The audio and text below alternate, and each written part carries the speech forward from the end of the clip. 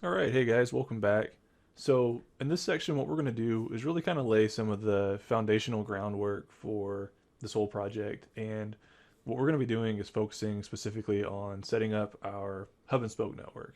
So, um, just as a refresher, what we're doing is we are looking at we've got an on-prem data center, then we're going to have a hub, and then we're going to have three spokes. So, dev, QA, and prod.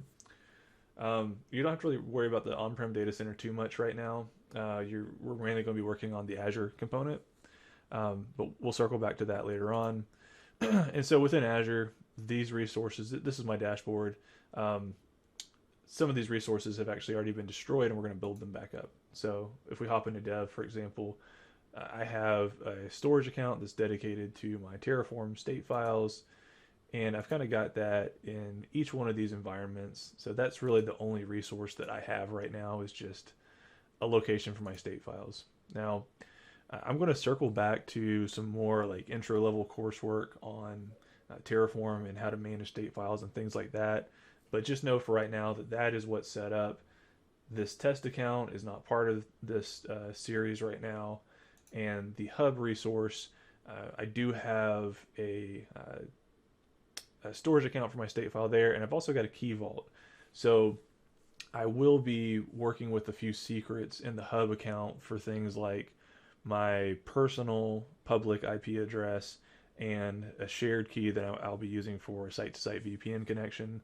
So that's already set up off to the side. So um, that way it's just not in my source control. I don't want you guys seeing that. So it's pretty much all that's going on there. So back to the dashboard. Like I said, there's not really a whole lot going on here right now. I just wanted you to see the accounts that we're going to be building into. So let's go ahead and clear this up, and I'll give you a really kind of high level overview again of my repo of my project. So like I said, I've got modules and I've got plans. And so for me, pretty much everything is going to start with a plan. And then there's kind of this like chicken or egg concept, like, which one comes first. And so for me, what I tend to do is I work through my repos and I have a setup folder. And so a quick refresher on this part of Terraform. Terraform is typically directory driven. So if you see multiple .tf files in the same folder, it's treated as one big Terraform file. So splitting them up into multiple files is just a way to help me organize my notes so that I know what I'm working with. And so if you are executing a Terraform apply statement from one specific directory, uh, then it's going to apply the Terraform code that's in that directory. And so you could essentially remove a file and that will treat it almost like you were destroying the file. I also do this as kind of a way of separating some of my workloads out. So I tend to have a setup folder, which is kind of like one of the earlier things that I focus on.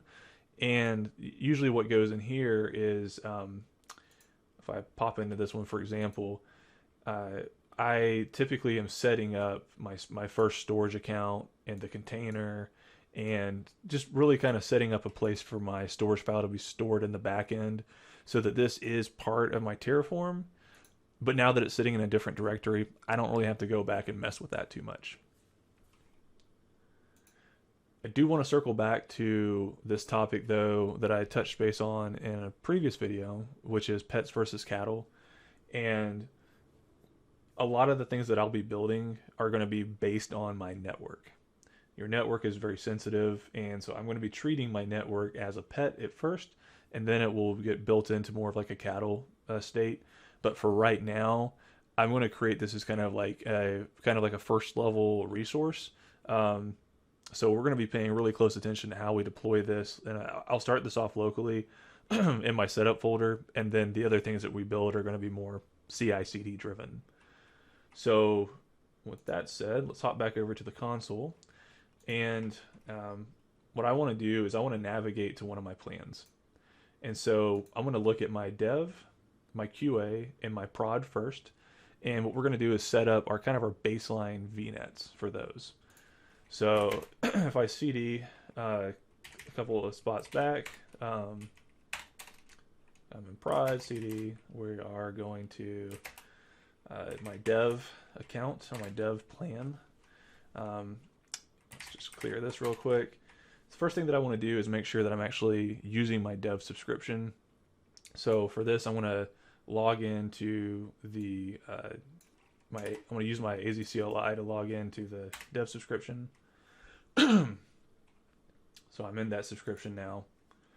So now that I'm there, I'm going to hop into my setup folder. So cd into my setup folder. And what do I have in here? Well, I've got an inactive folder. So I like to, instead of commenting things out if at all possible, I like to just move them into an inactive folder. So just kind of in and out of that folder. And so now if I do an ls, I can see that I have this VNet piece that's here. So I'm just going to apply this, and I'll talk to you maybe about some of my other files here in a minute, but let's just go ahead and apply this and get my VNet going in my dev environment. So I'm just going to run a Terraform apply. Now, Terraform apply and Terraform plan are very similar.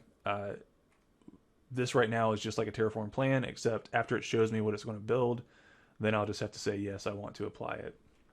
So this is a pretty simple build, so this will be pretty quick. And I'll show you what this is in just a minute, but we're also going to do this for QA and prod. And so when those are building up, I'll kind of walk you through the notes here. Let's give this just a second.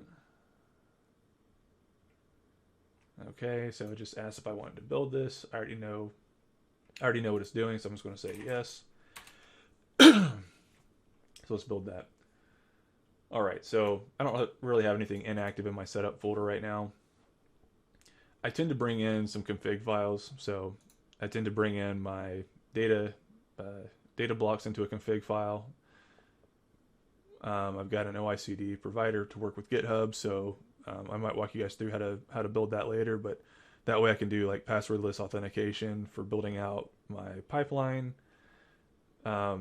My main block is usually what I use to reference back to my modules, and my locals is for anything that's local. All right, so that looks like that built. Let's go check it out in the UI real quick though. So hopping in here, and just like that, I've got a dev VNet. So let's do this for QA and prod. So I'm just going to cd back. I think I got to do it one more time, and then I'm going to go into QA and then setup. So let's clear. And I always, oops, I don't care about the git ignore. I want my notes. And like I said, we're just going to do an account, AZ account set, and we're just going to change the subscription to QA. All right, ls, so we don't have that VNet piece here. So I'm just going to go into now my dev, go from my dev plan down to my QA plan, into my setup folder. Out of my inactive folder, I'm going to grab my VNet and just drag that in to my setup folder. So your structure may vary, but this helps me kind of just organize my files. So we're going to say ls one more time, so we do see the VNet there, and we're going to say Terraform apply. And let's let this run in just a second. So while this is trying to figure out what it's going to build, I'm going to call this out. So we're building an Azure Virtual Network. I'm doing an output of the VNet ID that I can use later, and then I'm calling a locals block. So for the Azure resource, it's pretty common just to call it this if you're only working with one. So this is the VNet that I'm working with here. The name is I'm giving it a name based on the environment, which is a variable. So if in this case it's QA, it's -VNet. This is not globally unique. It's just unique within my resource group. The location is pulling from my resource group as well. So I've kind of got my resource group that I'm pulling the location and name from, and then the address space, I'm pulling this from a locals block. So I'll show you that locals block here in just a minute. I want to go ahead and say yes that I do want to perform these actions though. So for the locals block, I've got this as a JSON encoded file. The file points back to a centralized configuration JSON file. So back to this whole, keeping your coding, dry. I am replicating this across a couple of environments right now, and we're going to try to get away from that later on.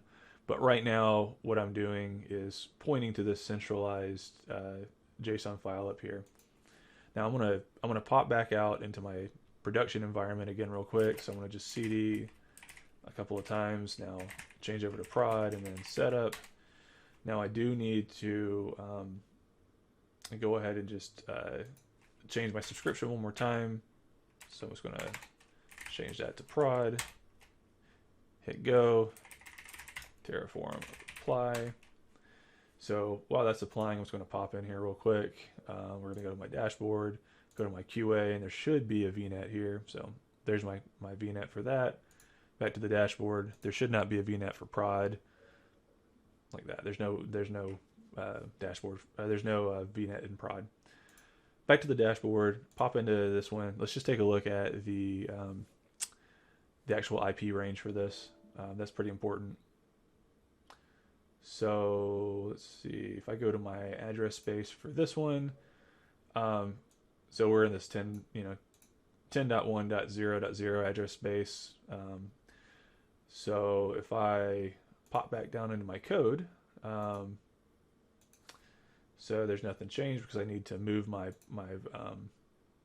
prod VNet out of the inactive folder. I need to pull that into being active. So pull this out, drop it down one notch. Let's do a quick ls. We should see the VNet there. So we're going to say Terraform apply. So while that's applying, let's go ahead and take a look at my JSON file. This is my address space JSON file. Now, depending on your organization and your needs, you might try to do some kind of formula that automates this.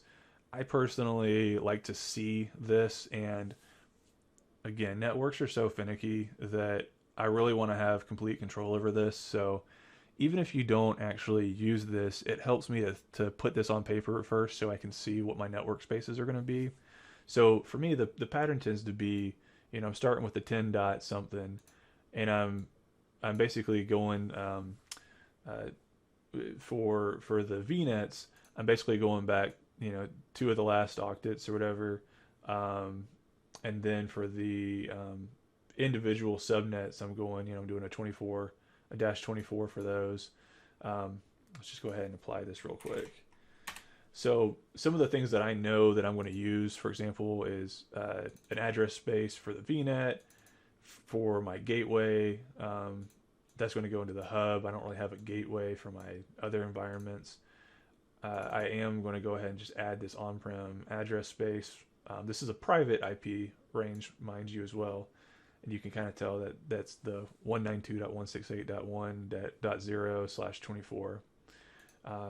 And then this way I just kind of, for my remaining subnets, you can see like they're staying within that, 10.0, 10.1, 10.2. So it's kind of like that leading space for the VNet. And then I'm just bumping it up by, by 1, 2, 3, 4. So it kind of helps me just organize this up front. So when if we go back to this VNet piece for my prod setup, we can see that what I'm doing is I am grabbing a local variable which comes from that JSON file, and I am bringing that whole file in, and then I'm taking basically that local address space, which I just showed you that I just grabbed it up here. Here's the actual file. And now what I'm doing is saying, well, hey, I just want it where it matches my environmental variable. So if you come back here, you can see like I'm grabbing, dev, QA, or prod. So in this case, I'm grabbing it for prod based on this piece right here. And so within my actual code itself, my VNet here, I also have, I believe in my main file, I've established what my variable is, and I'm just defaulting it to prod here. So again, this is kind of my setup folder, so everything's a little bit more condensed and set up. When I get to the actual environments, I try to pull things out more into like configuration files. But let's do a quick peek over here. Let's make sure that my prod VNet is ready to go. looks like it is. So that's the main thing that I needed there. So I've got my dev, QA, and prod VNets up and running. So the next video, what we're going to do is take a look at setting up the hub. So I really just set up the spoke VNets. Now let's take the next step and set up the hub VNet and the elements that go into that. All right, I'll see you in the next video.